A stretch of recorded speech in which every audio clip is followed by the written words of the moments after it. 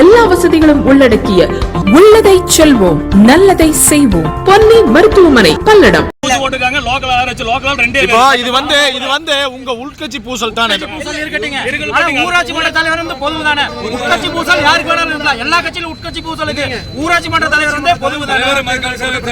ஊராட்சி மன்ற தலைவர் எங்க வார்டு கனகலை ஊராட்சி மன்ற தலைவருக்கு சொல்ல, வைஸ் பிரசிடென்ட்க்கு சொல்ல, யாருக்குமே சொல்ல. என்ன காரணம் சொல்றீங்க தெரியலையே. அதான் அவங்கள தான கேட்கணும். அமைச்சர் கேட்டா வீடியோ கேளுங்க. வீடியோ கேட்டா போயிட்டாரு. அமைச்சர் கேட்டா என்ன சொன்னாரு? வீடியோ கேளுங்க அப்படினாரு. வீடியோ கேட்டா என்ன சொன்னாரு? அவர் போய் எல்லாம் இருக்குமே வந்து கிளை செயலாளர், ஒன்றிய செயற்குழு உறுப்பினர், வார்டு நம்பர் எல்லாரும் அவங்க மத்த மந்த வெளியாளுங்க வந்து பூச்சி போட்டு போய் எந்த உடனுக்குடன் செஞ்சிருந்தா தமிழ்நாட்டிலேயே ஒரு அமைச்சர் இருக்கிறாரு. அது நம்மளுடைய அமைச்சர், இந்த மாவட்டத்துடைய அமைச்சர், மக்களுக்காக உழைக்கக்கூடிய அமைச்சர்.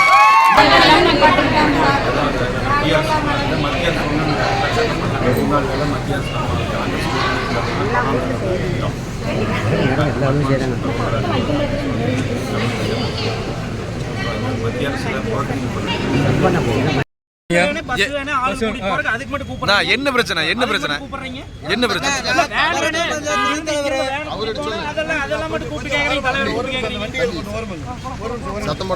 என்ன என்ன பிரச்சனை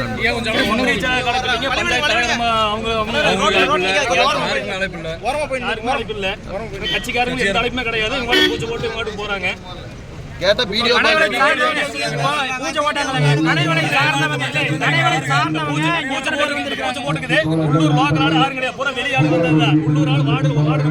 இப்ப நீங்க எல்லாம் திமுக நிர்வாகி தானே. நீங்க பஞ்சாயத்து தலைவர்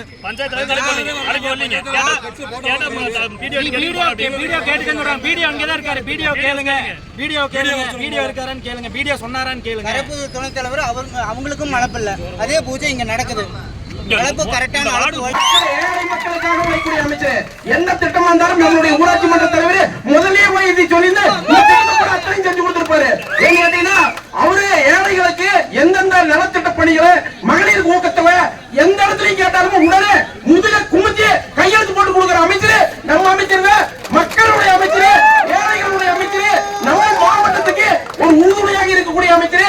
அவர் செய்யாத செஞ்சக்கூடிய அளவுக்கு இன்னைக்கு தமிழ்நாடு முழுவதும் பலம் வந்து கொண்டிருக்கிறாரு. அவர் நம்ம எல்லாருமே இருகரை கூப்பி வழங்கணும்.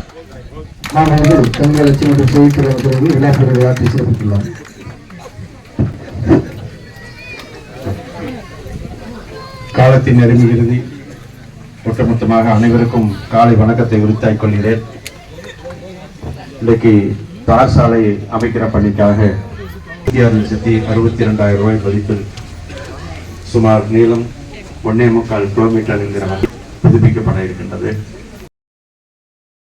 திருப்பூர் மாவட்டம் பல்லடம் சுற்றுவட்டார பகுதிகளில் பல்வேறு அரசு நலத்திட்ட உதவிகள் மற்றும் அடிக்கல் நாட்டு விழாக்களில் பங்கேற்ற செய்தித்துறை அமைச்சர் மு.பே. சாமிநாதன் அக்கனம்பாளையம் என்ற பகுதியில் புதிய சமுதாய நலக்கூடம் மற்றும் தார் சாலை அடிக்கல் நாட்டு விழாவிற்கு வருகை தந்தார்.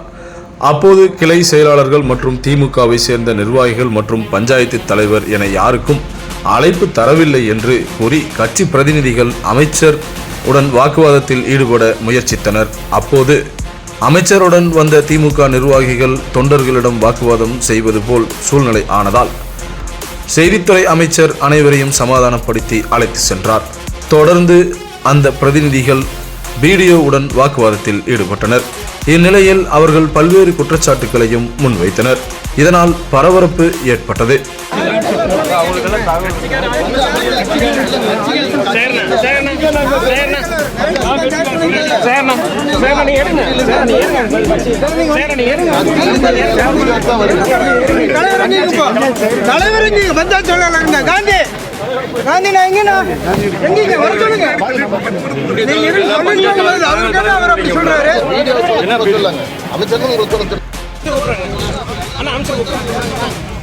தொடர்ந்து அப்பகுதியில் உள்ள பெண்கள் 100 நாள் வேலை திட்டம் தங்களுக்கு அதிகப்படுத்த வேண்டும் என்ற கோரிக்கை விடுத்ததை தொடர்ந்து மத்திய அரசு மாநில அரசை வஞ்சிப்பதாக குற்றச்சாட்டு வைத்து பொதுமக்களிடம் சமாதானம் செய்தார்.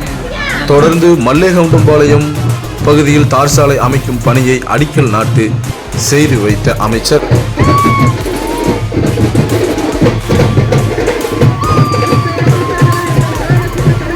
அமைச்சர் வருவதற்கு முன்னதாகவே கார் வரும்போதே பெண்கள் கூச்சலிட்டு மகிழ்ச்சியில் ஆரவாரம் செய்தனர். தொடர்ந்து ஆரத்தி எடுத்தனர். இந்நிலையில் பஞ்சாயத்து தலைவர், சமுதாய நலக்கூடம் மற்றும் அங்கன்வாடி கட்டிடம் மற்றும் இப்பகுதியில் 780 பெண்களுக்கு மகளிர் உரிமை தொகை வழங்கப்படுவதாகவும் 4-5 பேருக்கு மட்டும் விட்டு போனதாகவும் அவர்களுக்கும் வழங்க உடனடி நடவடிக்கை எடுக்க வேண்டும் என்று கேட்டதை தொடர்ந்து பொதுமக்களிடம் முன்வந்து மனுக்களையும் அமைச்சர் பெற்றுக்கொண்டார். இந்நிலையில் அமைச்சர் பங்கேற்ற பல்லடம் நலத்திட்ட பணிகள் சலசலப்பாகவும் திமுக உள்கட்சி பூசல்களில் வாக்குவாதமும் மத்திய அரசு புறக்கணிப்பதாகவும் பொதுமக்களை சமாதானமும் செய்த நிலையில் இந்த நிகழ்ச்சிகள் நடைபெற்றன. திருப்பூர் மாவட்டம் பல்லடம் ஊராட்சி ஒன்றியத்துக்கு உட்பட்ட மல்லேகவுண்டம்பாளையம் ஊராட்சியில் மாண்புமிகு முதலமைச்சரின் சாலை மேம்பாட்டு திட்டத்தின் அடிப்படையில் இன்றைக்கு கிராம சாலை புதுப்பிக்கின்ற பணிக்காக இங்கே நிகழ்ச்சி நடைபெற்றது. அதில் கலந்து கொண்டு இங்கே அந்த பணியை துவக்கி வைத்திருக்கின்றோம். அதுபோக இங்கே பல்வேறு கோரிக்கைகளையும் நம்முடைய மரியாதைக்குரிய ஊராட்சி மன்ற தலைவர் அவர்கள் இங்கே கோரிக்கையாக எழுத்துப்பூர்வமாக சொல்லியிருக்கிறார்கள். உரையாற்றும் பொழுதும் சொல்லியிருக்கிறார்கள். அதையும் உரிய முறையில் சம்பந்தப்பட்ட அதிகாரிகளுக்கு அனுப்பி வைத்து அது நிச்சயமாக அது நடவடிக்கை எடுக்கப்படும் என்பதை மகிழ்ச்சியோடு தெரிவித்துக் கொள்கிறேன். சின்ன திரும்ப பெறுங்கன்னு சொல்லி இது அரசினுடைய முடிவு, ஒரு மாண்புமிகு முதலமைச்சருடைய முடிவு. ஒவ்வொரு நடவடிக்கையும் யாரை எந்த பொறுப்பில் நியமிக்க வேண்டும் என்பதற்கு அரசுக்கு அதிகாரம் இருக்கிறது. அதுவும் குறிப்பாக மாண்புமிகு முதலமைச்சருக்கு அந்த அதிகாரம் இருக்குது, அந்த உரிமையும் இருக்குது. அதை மக்கள் தந்திருக்கிறார்கள். அதில் அவர் தலையிடுவதற்கு எந்த வகையிலும் நியாயம் இல்லை. பட்ஜெட்ல வந்துட்டு தமிழ்நாடுக்கு தேவை வரல. 6 மாதத்துல வந்துட்டு தமிழ்நாடு ரயில்வேல ரயில்வே துறைக்கு நிதி ஒதுக்கீடு சொல்றாங்க. நம்ம நம்மளுக்கு சரியான இது இல்லைன்னு மொத்தத்துல பயனற்ற ஒரு மத்திய ஒன்றிய அரசினுடைய நிதிநிலைக்காக தமிழ்நாட்டுக்கு அது அமைந்திருக்கிறது. மொத்தத்துல பயனற்ற அரசாக நடைபெற்று கொண்டிருக்கிறது. அப்படித்தான் அதை சொல்ல முடியும். உரிய வர வேண்டிய நிதி நாம் இன்னைக்கு நமக்கு வழங்க வேண்டிய நிதியை வழங்கினால்தானே இங்க இருக்கக்கூடிய பணிகளை நாம் செய்வதற்கான வாய்ப்பு ஏற்படும். மக்களுடைய பணிகளை மற்ற மாநிலத்துக்கு வெள்ள நிவாரண நிதியெல்லாம் ஒதுக்கிட்டாங்க. ஆனா தமிழ்நாட்டில் இவ்வளவு பெரிய வாய்ப்பு மொத்தத்துல நாடாளுமன்ற தேர்தல் முடிவுக்கு பிறகு தமிழ்நாட்டை வஞ்சிப்பதாக அவர் முடிவு செய்து விட்டார்கள். இன்னைக்கு அந்த அடிப்படையில தான் இன்னைக்கு ஒன்றிய அரசினுடைய சூழ்நிலை இருக்கிறது. எனவே தாங்கள் ஒரு தொகுதியில் கூட வெற்றி பெற முடியவில்லை என்பதை அவர்கள் இதன் மூலமாக அங்கே சுட்டிக்காட்டிக் கொண்டிருக்கிறார்கள். வளர்ச்சி பணிகள் செய்வதற்கான வாய்ப்புகள் நிச்சயமாக குறையும்.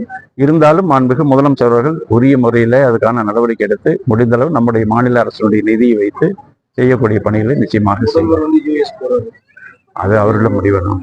அதிகாரப்பூர்வமா முதல்வருக்கு உடம்பு முடியல, அதனால துணை முதல்வர் மூத்த அமைச்சருக்கு துணை முதல்வர் பதவி சொல்லி கோரிக்கை வச்சிருக்காங்க. அது அவங்க கட்சியில் வேணா யார் வேணாலும் சொல்லிட்டு கிட்ட இது மாண்புமிகு முதலமைச்சர் முடிவு எடுப்பாரு. அதுக்கு